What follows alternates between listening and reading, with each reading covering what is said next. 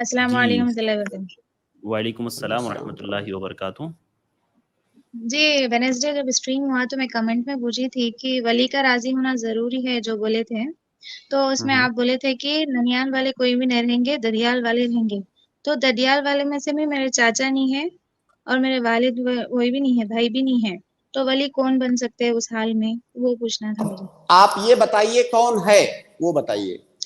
نہیں جینٹس کوئی بھی نہیں ہے ہم لوگوں کے پاس، والد نہیں، بھائی بھی نہیں، اور صرف ماما ہے اگر ولی اگر ہے تو جو آپ چچا ہیں؟ جی نہیں چچا نہیں ہے، کیونکہ میرے والد ایک ہی چچا تھے اور ایک بہن۔ اچھا، جی اور دیکھیے پھر آپ کے دادا وغیرہ کے طرف سے کوئی ہے؟ دادا کے جیسے بھائی وغیرہ رہے ہوں گے، ان کا خاندان ہوگا؟ نہیں ہے، دادا بھی ایک ہی تھے تو ان کا بھی انتقال ہو گیا، دادا کا ہاں، بھی۔ کوئی نہیں ہے، کوئی نہیں ہے مطلب کوئی نہیں ہے، جیسا کہ آپ جی بتا رہی ہیں کہ کوئی نہیں ہے، تو کوئی نہیں جی ہے کی بنیاد پر ہی میں جواب دے رہا ہوں، یہ بات جی کلیئر رہے کہ کوئی نہیں کی بنیاد پر میں جواب دے رہا ہوں۔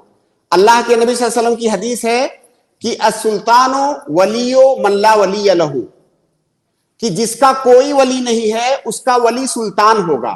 سلطان مطلب حاکم وقت۔ ہمارے ہاں تو ایسا نظام نہیں ہے کہ کوئی حاکم ہو، کوئی مسلمان حاکم ہو، ایسا کوئی نظام نہیں ہے، تو ہمارے یہاں تو حاکم نہیں مل سکتا ہے۔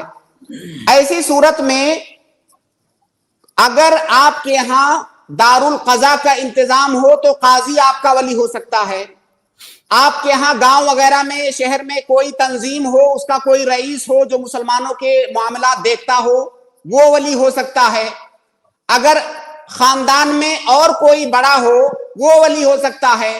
وہ بھی نہیں ہے تو پھر آپ کے ظاہر آپ کے بہت سارے معاملات آپ کے ننیھال والے دیکھتے ہوں گے، بہت ساری ذمہ داریاں، وہ بھی آپ کے ولی ہو سکتے ہیں۔